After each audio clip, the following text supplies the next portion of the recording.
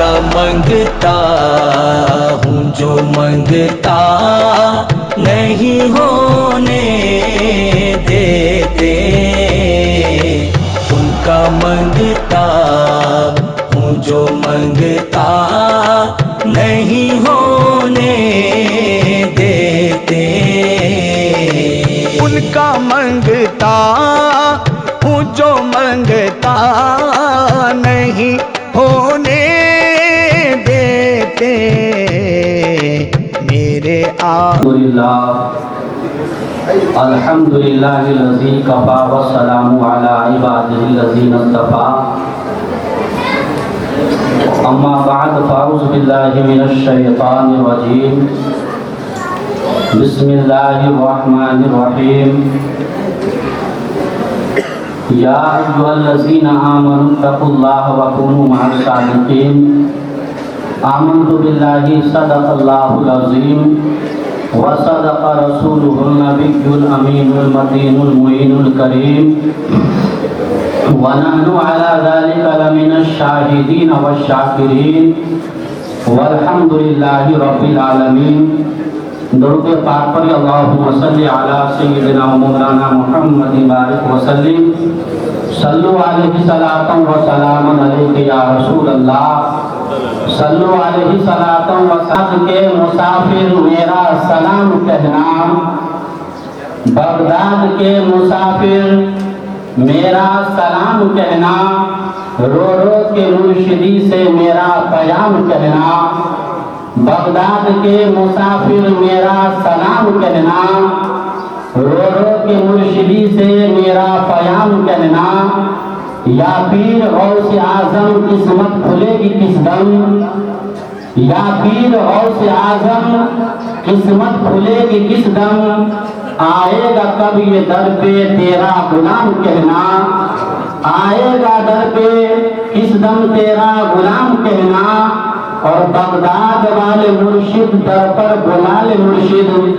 دربار بغداد والے مرشد در پر بلا لے مرشد، کے مسافر میرا سلام کہنا، رو رو کے مرشدی سے میرا پیام کہنا، اور خدا کے فضل سے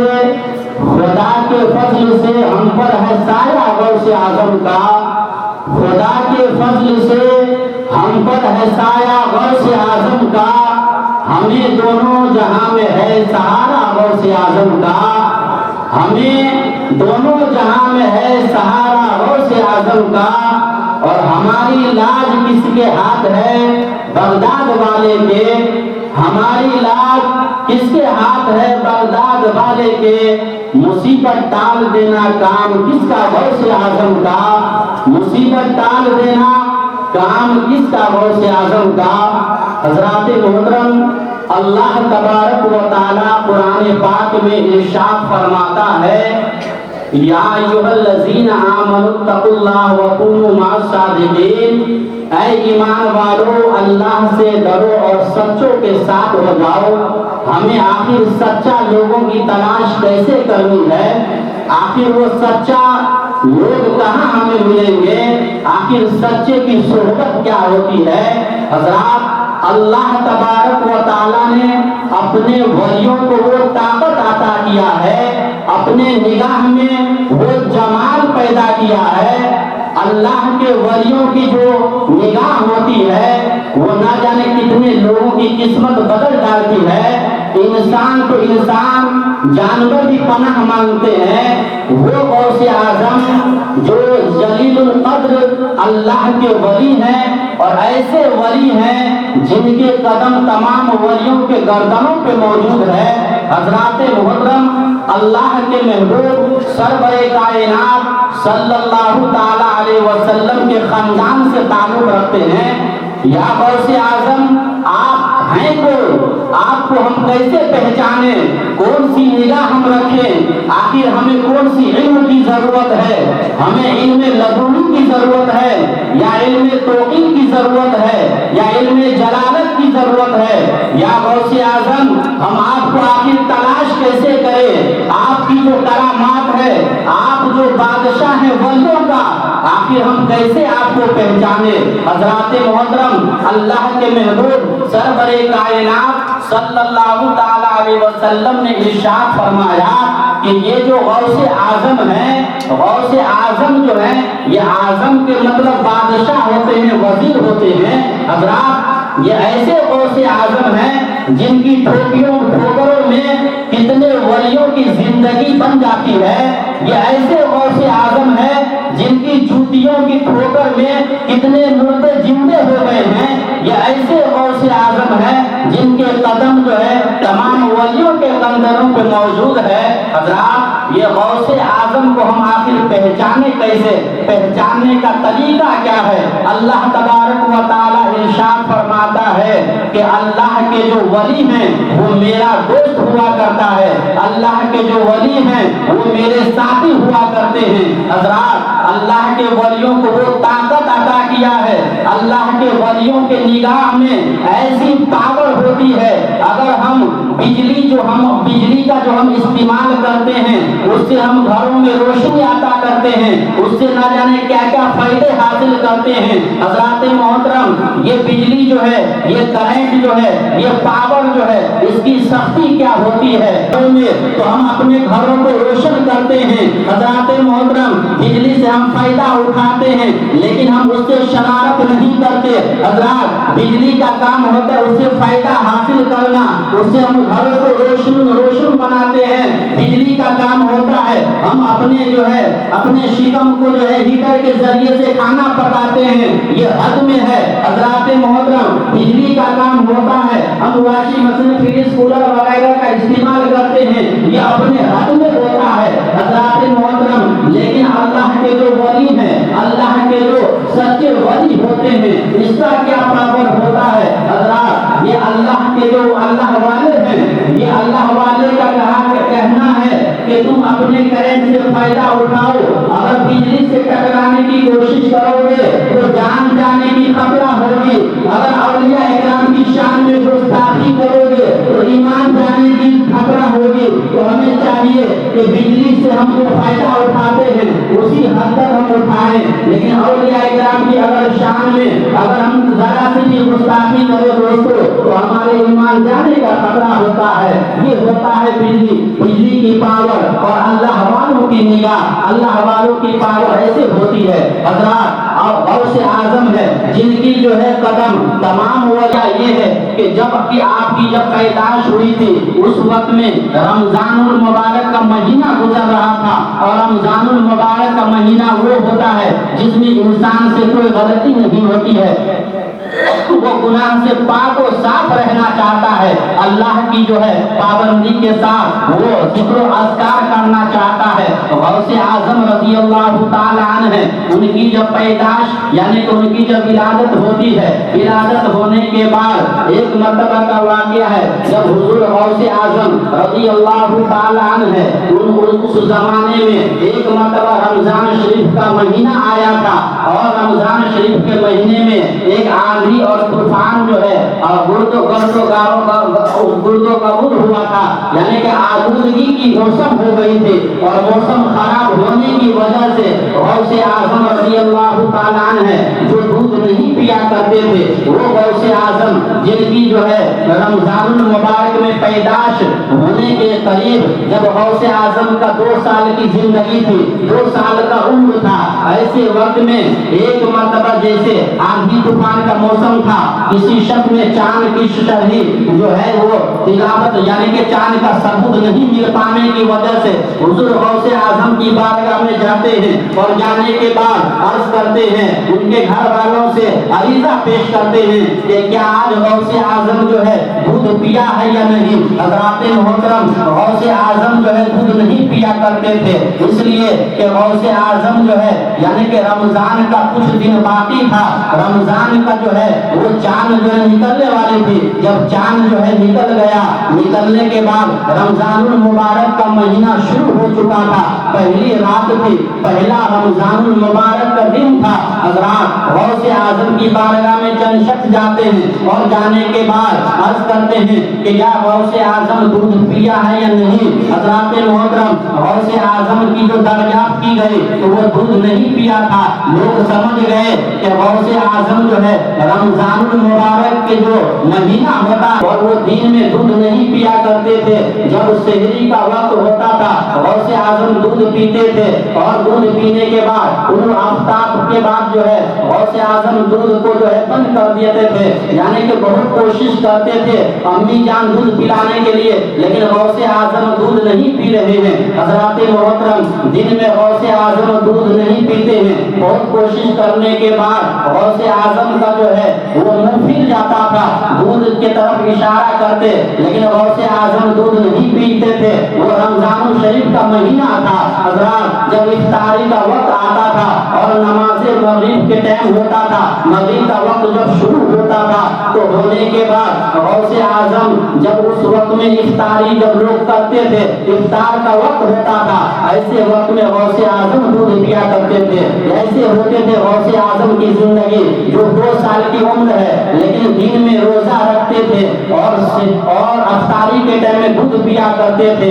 حضرات محترم قربان جائیے غوث اعظم پر. اللہ کے محبوب سرور کائنات صلی اللہ تعالی علیہ وسلم کے عطا کرتا ہے. یہ غوث اعظم ہے کون؟ یہ غوث اعظم کو ہم کیسے پہچانے؟ نبی پاک صلی اللہ تعالی علیہ وسلم نے ارشاد فرمایا کہ یہ میرے خاندان سے تعلق رکھنے والے ہیں. یہ میرے جو ہے یعنی کہ حضور سرور کائنات صلی اللہ تعالی علیہ وسلم ہیں, ان کے غوث پاک پوتے میں آتے ہیں. حضرات اگر سلسلہ دیکھا جائے تو نبی پاک صلی اللہ تعالی علیہ وسلم کے پوتے ہوا کرتے ہیں. یہ غوث اعظم جو ہے یہ رسول پاک کے پوتے میں سے ہیں. یعنی کہ پوتے کا جو ہے اتنا بڑا مرتبہ ہوتا ہے. جب نبی کا یہ عالم ہے تو پوتے کا عالم کیا ہوگا؟ حضرات نبی کا جب بچپن کا زمانہ تھا تو وہ کسی اور چیز سے نہیں کھیلا کرتے تھے بلکہ چاند سے جو کھیلا کرتے تھے. نبی کا جب اشارہ ہوتا تھا, بچپن کا زمانہ ہے, نبی جھولے میں جھولا جھول رہے ہیں لیکن انگلی کبھی دائیں طرف جا رہی ہے, چاند دائیں طرف گردش کرتا تھا.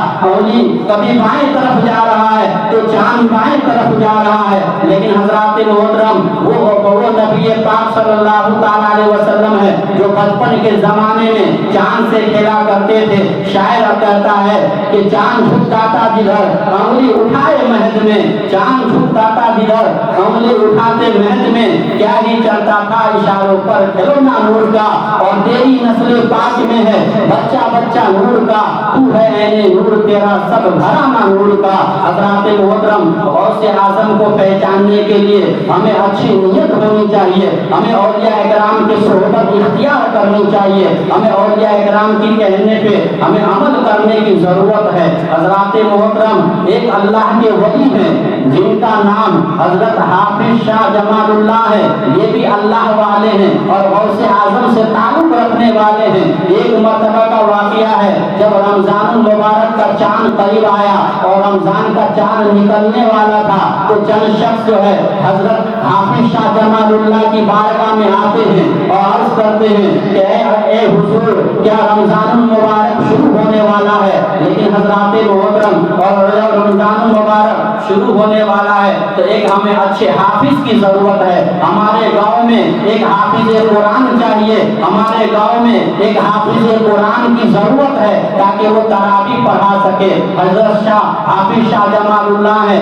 جو اللہ کے ولی ہیں. ایسے ولی گزرے ہیں جن کی بارگاہ میں کتنے ایسے لوگ آئے جن کو اپنے جو ہے زبان سٹا کے حافظ قرآن بنا دیا کرتے ہیں. چند شخص جو ہے حضور حافظ شاہ جمال اللہ کی بارگاہ میں بیٹھ جاتے ہیں اور بیٹھنے کے بعد عرض کرتے ہیں کہ آقا ہمیں حافظ کی ضرورت ہے. لیکن حافظ شاہ جمال اللہ جو اللہ کے ولی ہیں وہ ان کو جو ہے منع کر دیتے ہیں کہ آج چاند نہیں ہوگی, آپ چلے جاؤ, کل آپ واپس آنا اور آپ کو حافظ مل جائے گا. لیکن ایک شرط کہا تھا حافظ شاہ جمال اللہ نے ان کو عرض کیا تھا کہ ایسا ہے کہ تم جب نماز فجر کی تیاری کرو اور نماز فجر جو ہے پڑھ کر کے تم اپنے راستے سے آنا میرے پاس اور سب سے سویرے اٹھنا اور سویرے اٹھنے کے بعد میری بارگاہ میں آ جانا, تمہیں حافظ قرآن مل جائے گا.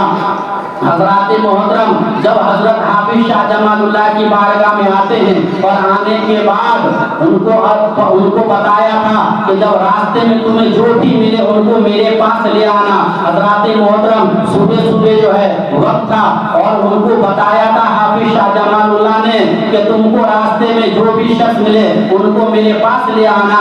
लेकिन हजरत मोहतरम वो अपने धर्म से ताल्लुक नहीं रखने वाले थे, लेकिन अल्लाह की मोहब्बत उनके सीने में चमक रहा था, अल्लाह की मोहब्बत गर्दिश कर रहा था।